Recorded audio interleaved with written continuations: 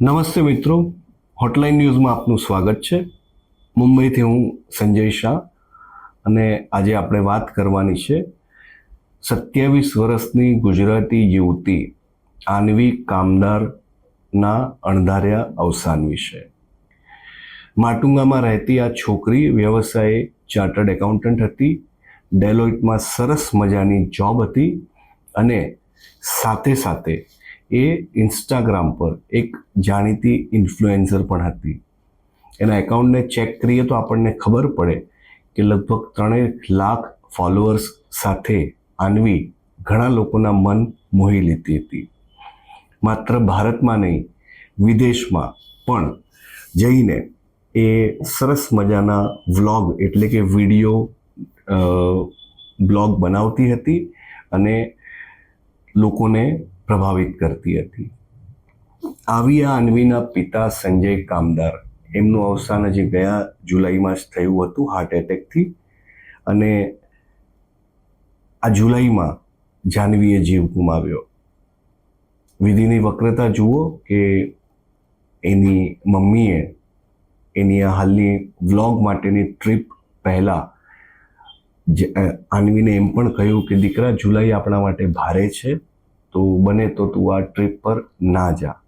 પણ મિત્રો સાથીઓ સાથે આન્વીએ પહેલેથી નક્કી કર્યું હતું, એટલે મહારાષ્ટ્રના રાયગઢમાં કુંભે ધોધ એની ટ્રીપ એણે કરી અને ત્યાં એક ટેકરી છે, એ ટેકરી પર એ કશુંક શૂટ કરવા કે કુદરતી દ્રશ્ય માણવા ગઈ અને ત્યાંથી એનો પગ લપસ્યો અને 300 ફૂટ ઊંડી ખીણમાં પડીને આન્વીનો જીવ ગયો.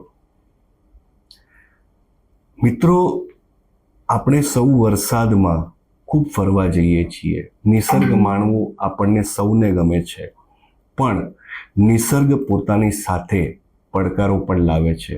ખાસ કરીને વરસાદી મોસમમાં જ્યારે પણ પર્વતમાળાઓમાં, જળાશયો પાસે, દરિયા પાસે, ધસમસતી નદીઓ પાસે કે ઊંચેથી ખાબકતા ધોધ પાસે જઈએ, ત્યારે વરસાદી મોસમમાં ખૂબ સાવચેતી રાખવાની જરૂર હોય છે. એક તો ઉપરથી અનરાધાર પડતો વરસાદ, 2 જમીનની ચીકાશ, કાદવ અને ધુમ્મસ, આ બધા વચ્ચે પ્રકૃતિ જેટલી મનોહર લાગે છે એટલું જ વિકરાળ સ્વરૂપ એ ધારણ કરી શકે છે. અને માત્ર એવું નથી કે આ ઘટના મહારાષ્ટ્રમાં થાય છે, આખા દેશમાં થાય છે. અને આન્વી આપણી પહેલી દીકરી નથી, આપણી પહેલી વ્યક્તિ નથી જેનો જીવ આ ગોઝારા અકસ્માતમાં ગયો. વરસાદમાં છાશવારે આવી ઘટનાઓ મહારાષ્ટ્ર સહિત આખા દેશમાં જ્યાં જ્યાં મોટા ધોધ છે ત્યાં નોંધાતી રહે છે. આ પરિસ્થિતિ ખાળવા માટે આપણે કાયમ એ વાત યાદ રાખવાની છે કે જીવનું રક્ષણ કરવા સાધનો પર્યાપ્ત નથી, સાવચેતી એનાથી વધારે અગત્યની છે. અને ગમે તેટલી સાવચેતી રાખીએ, ક્યારેક એવું પણ થાય કે જે કમનસીબ ઘટના બનવાની છે બની જ જાય. પણ શક્ય હોય ત્યાં સુધી વરસાદમાં ફરવા જઈએ ત્યારે નદીએ, ધોધ પર, ડેમ પર, ત્યારે એવું કોઈ જોખમ વહોરી લેવું નહીં જે આપણા માટે, આપણા પરિવારજનો માટે, સ્વજનો માટે મોટી મુશ્કેલી ઊભી કરે.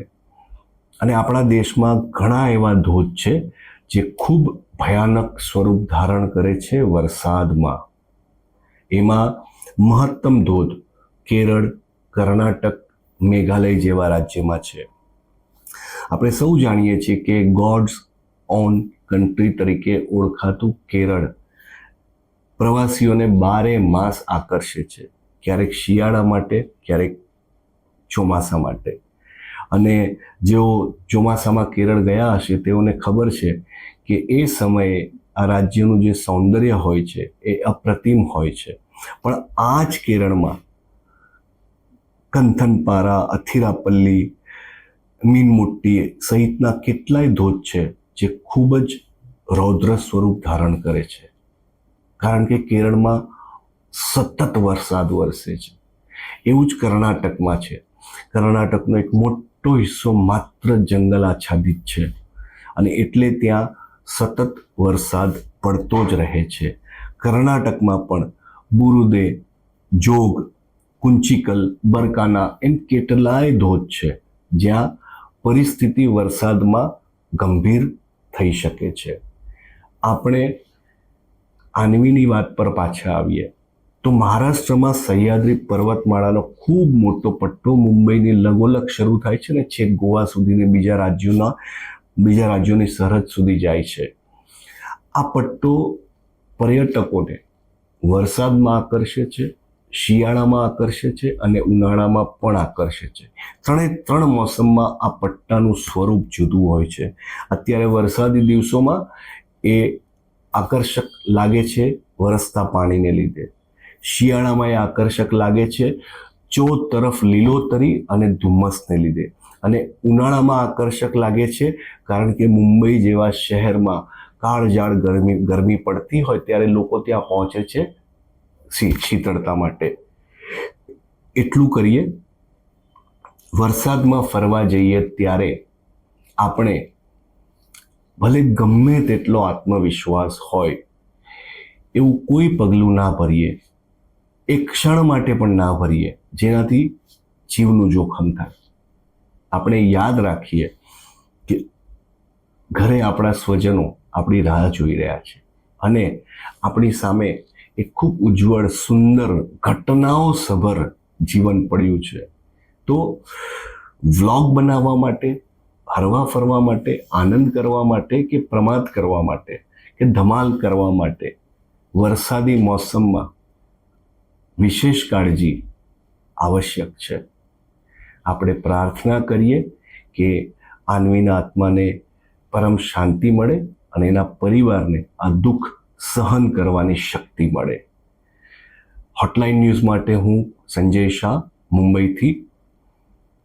અમારી ચેનલ જોતા રહેજો, લાઈક કરતા રહેજો, સબસ્ક્રાઈબ કરતા રહેજો, કારણ કે અમે તમારા સુધી સતત પહોંચાડીએ છીએ સારા સમાચાર, સાચા સમાચાર.